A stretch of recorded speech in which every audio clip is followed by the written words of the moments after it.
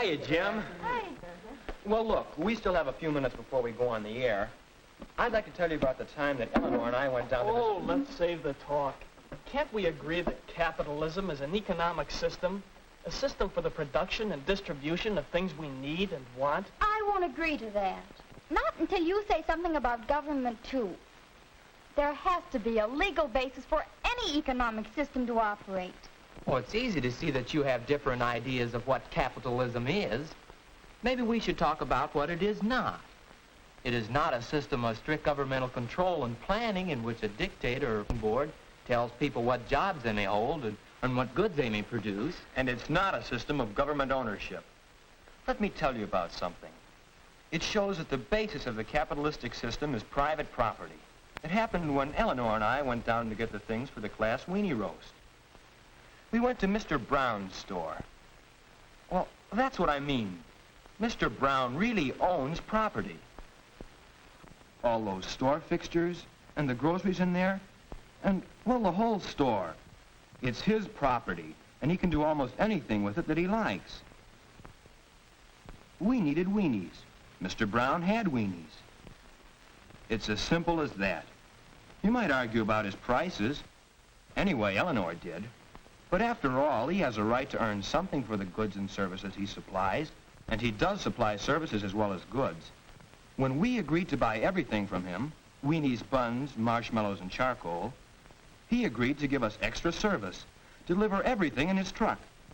And since we didn't have enough cars, he agreed to make another trip and take a lot of the kids out to the picnic.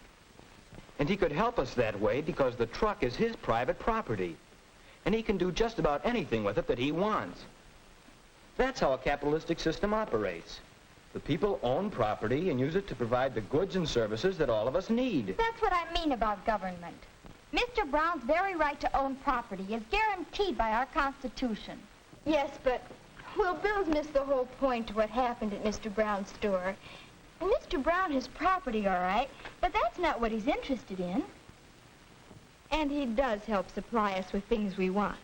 But that's not why he's in business. He's in business to make money. There's the basis of the capitalistic system, the profit motive. He may give service when he has to make a profit. Well, when I complained that his prices were too high, he could see those profits going right out the window if we didn't buy from him. So naturally he offered to help us out with his truck, so he could make a sale and a profit. And just think of all the others who made a profit on those weenies. Cattle growers, meat packers, shippers, distributors, they're all in business to make profit. Of course they make a profit, and it's a good thing. That's the incentive that makes capitalism work, to give us more of the things that we need. That's the incentive that other economic systems lack. I think you've both missed the point. It's competition. That's why Mr. Brown offered his truck. He wanted to make sure you'd buy from him and not from a competitor. And why was he free to make that offer? Freedom of contract. You and Mr. Brown entered into a contract, an agreement. You agreed to buy what you needed from him. He agreed to let you use the truck. In the same way, he got the weenies by entering into a contract with the wholesaler. And he got the truck by entering into a contract with someone else. Under a capitalistic system, you're free to make almost any kind of a contract with anyone. Freedom of contract, competition, profit motive, private property. And what do they all add up to? Free enterprise. Well, that's what capitalism is. A system of free enterprise. Well, now tell us what free enterprise means. All right. It means that you can go into business wherever and however you please.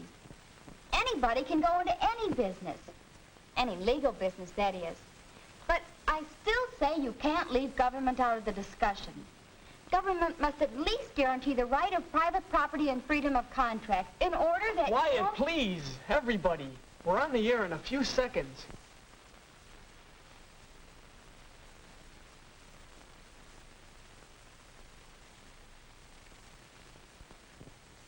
Good afternoon. This is Ray Bennett, acting as moderator for the Western High School Radio Forum. Our topic today, what is capitalism? We hear capitalism, capitalistic system, on every hand, on the radio, in newspapers, magazines, books, in lectures and daily conversation. But just what is capitalism? To start our forum, we will present a few candid interviews, recorded remarks of representative citizens of our town who were asked for their opinions about our capitalistic system. Capitalism? Well, why should there be any question about it? Hasn't it given us the highest standard of living in the world? We don't have free enterprise, just bureaucratic red tape. The government ought to keep its hands off business. Freedom of contract? Don't know about that. We've got the union and seniority. I make a living. I should worry. Where's all this competition we've heard so much about? You call these prices low? Well, perhaps the regular I'm glad I can work for myself. With capitalism, you take your choice.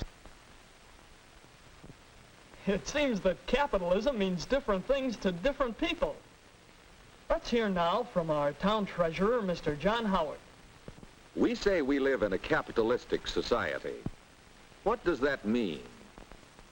Well, we can point to certain fundamental ideas which we say are part of a capitalistic system. For example, private property. Individuals or corporations may own land, natural resources, buildings of all kinds, machinery and equipment for the production of goods, facilities for the transportation of goods, and the goods themselves. In a capitalistic system, these are usually private property. Another idea fundamental to capitalism is the profit motive. For the sake of profit, we cultivate the land. We build great factories to produce goods. We sell for profit. The goods thus produced, we transport over large distances, still for the sake of profit. Those who have savings often invest or lend them, hoping for a share of profit. And in so doing, help to build the industrial might of the nation. Some other ideas are basic to capitalism. Competition, freedom of contract, free enterprise. What do they mean? Could these rights exist without laws that define and protect them? Do just these few things make up a capitalistic system? Or should something more be said? Perhaps your forum will have some of the answers. There is more to be said, Mr. Howard. A great deal more. That's why we're holding this forum. Now it's up to you. Listen, consider, discuss. This is your forum. What is capitalism?